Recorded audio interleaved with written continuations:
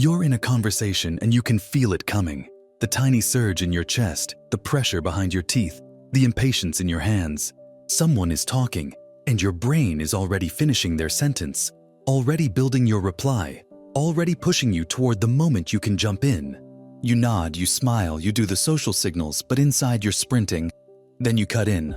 Maybe you clarify, maybe you help, maybe you tell yourself you're just being efficient. And as the words leave your mouth, you notice it in their face, a micro flinch, a pause, a subtle retreat. Later, when you're alone, you replay it and you think, why do I keep doing that? Here's the pattern break. Interrupting is rarely a personality problem.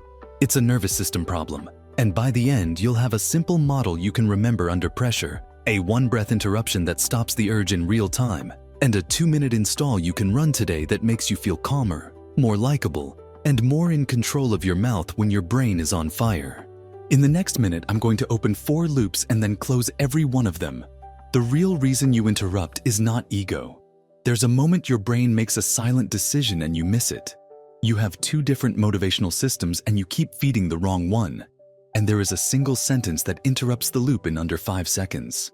First, let's go where most people avoid going, because this is where the shame lives. You might be the kind of person who genuinely cares. You want to connect. You want to be respectful. You want people to feel heard. And then you walk away from a conversation and you feel that quiet cringe in your stomach. You remember the exact second you jumped in. You imagine how it landed. You start promising yourself, next time I'll listen. And then next time comes and your mouth moves again. That cycle is brutal because it doesn't just cost you relationships. It costs you trust in yourself. Time loss is one thing, but self-trust erosion is worse. It's the feeling that you cannot predict your own behavior under stress, and there's an identity conflict hiding under it. You want to be the calm, steady person people feel safe around, but in the moment, you become the person who steals air from the room without meaning to. Here's what's actually happening in your brain. When someone else is talking, your attention system is working, your working memory is holding their words, and your prediction system is trying to guess what comes next. Under stress, your brain speeds up prediction to feel safe. It thinks speed equals control. The faster you respond, the less uncertainty you have to tolerate. So the urge to interrupt isn't just a social habit, it's a threat response to uncertainty. You're not trying to dominate them. Your nervous system is trying to end the suspense. That's the protection reframe, and it matters. This is actually protection, not failure. Your brain is trying to keep you safe from the discomfort of not knowing where the conversation is going, from the fear of forgetting your point, from the fear that you won't get a turn, from the fear that you'll look slow or miss something important. It's trying to protect you by seizing the steering wheel early. The problem is that in relationships, control feels like disconnection. Now here is the map, and it's simple enough to use when the urge is already rising. I call it the 3 beats. Picture a conversation like music. If you play on top of the other person, it turns into noise. If you learn to hold 3 beats, it becomes rhythm.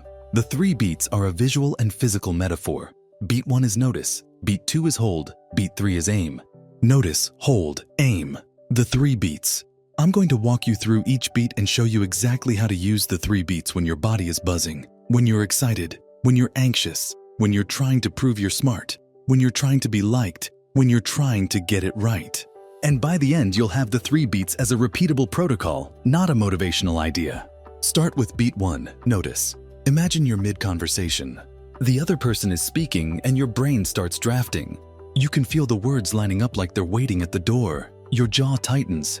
Your tongue presses lightly against your teeth. Your hand wants to move. Beat 1 is simply noticing the urge as a body signal, not as a command.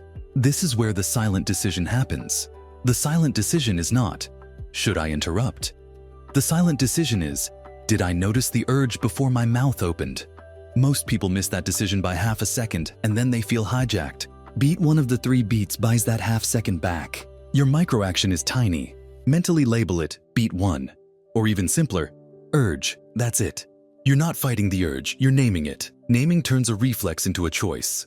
This is the first loop closing. The real reason you interrupt is not ego. It's your nervous system treating uncertainty like threat and trying to end it fast. Now beat 2, hold. This is the hardest beat because it's where discomfort lives. Holding means letting the other person finish even when your brain screams, say it now or you'll lose it. Here's the mechanism. Your threat system hates open loops, so it creates urgency. and urgency makes you talk. Beat 2 of the 3 beats is where you regulate urgency with 1 breath. Your 1 breath interruption is specific. Inhale normally through your nose, then make the exhale slightly longer than the inhale, like you're gently cooling hot tea. Longer exhale tells your body, no immediate threat. While you exhale, do a physical anchor that no one notices. Press your thumb lightly to the pad of your index finger under the table, or rest both feet flat and feel the floor. This is not a meditation performance. It's a stealth signal to your nervous system. It says, I can tolerate 3 beats of uncertainty. And here is the single sentence that interrupts the loop in under 5 seconds, the one you will use at beat 2. Let them land. Let them land. Say it in your head, let them land. That sentence changes your role. You're no longer a competitor for airtime. You're a landing strip. And that shifts how people feel around you instantly. This closes another loop. There's a moment your brain makes a silent decision and you miss it, and it's right here at beat 2. If you catch it, you can choose. If you miss it, your mouth chooses for you. Now beat 3, aim. This is where most people think listening ends, but the 3 beats is not passive. Beat 3 is active and powerful. Aiming means you speak to connect, not to discharge pressure. Here's what your brain is doing. When you hold back, your prediction system quiets down and your attention opens. You can actually hear what they meant, not just the words. Beat 3 is when you respond with a short mirror before your point. Not a long recap, not therapy talk, just 1 sentence that shows you received them. So you're saying the deadline moved up. Sounds like you felt dismissed. You want this to be simpler. Then you ask 1 aiming question before you offer your solution. This is the surprising truth. Questions create status and safety. Interrupting tries to earn status through speed. Aiming earns status through precision. Your micro-action at beat 3 is one of 2 options, and you pick based on the moment. If they're emotional, you ask, what part matters most to you? If they're practical, you ask, what would a good outcome look like? Then you speak.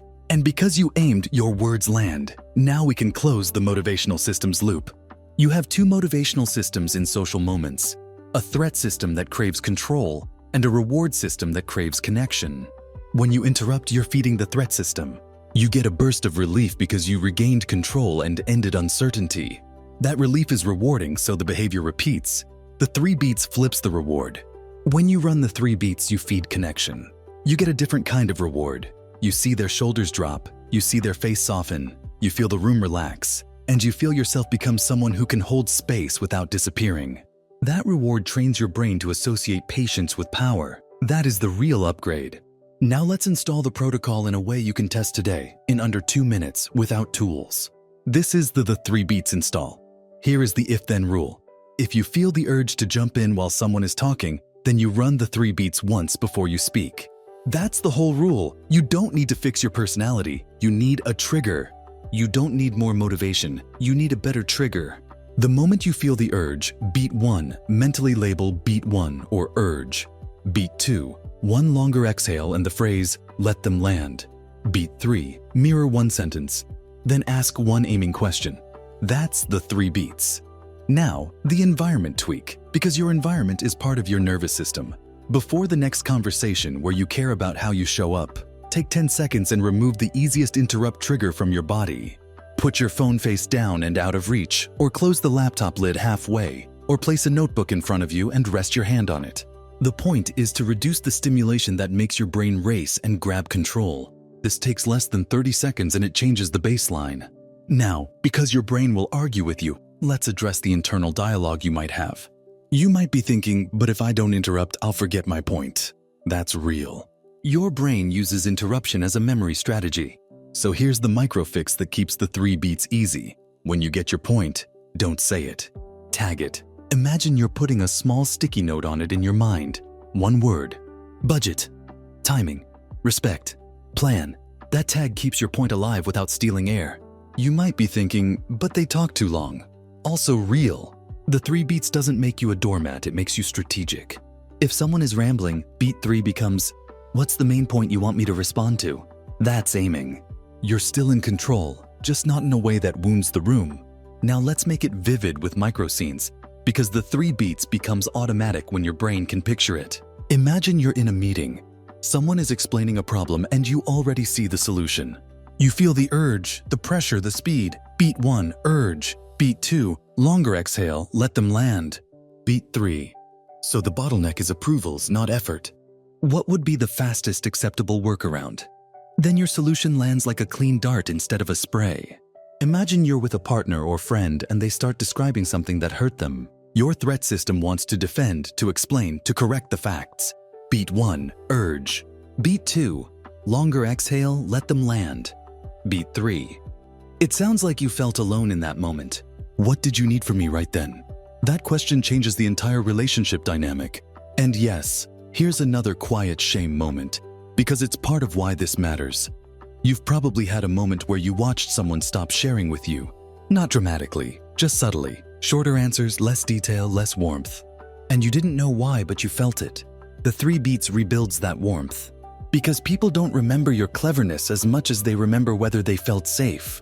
Now here's the identity shift line, and I want you to let it land in your body. You're not becoming someone who never feels urgency. You're becoming someone who chooses on purpose.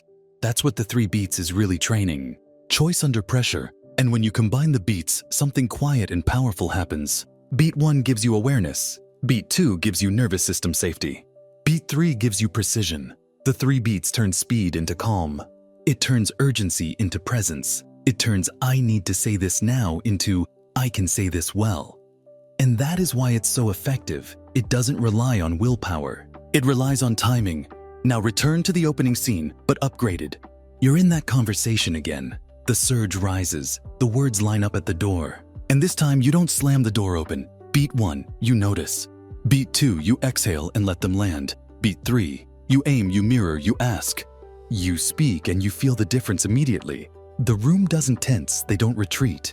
You don't walk away replaying and cringing. You walk away with something else. Quiet self-respect.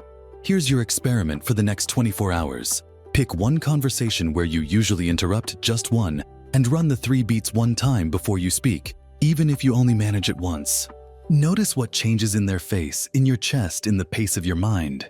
If this installed something in the way you show up with people, share it with someone who interrupts even when they don't want to, because they'll recognize themselves instantly. And if you want one upgrade a day that makes you calmer, sharper, and more connected, you're welcome here.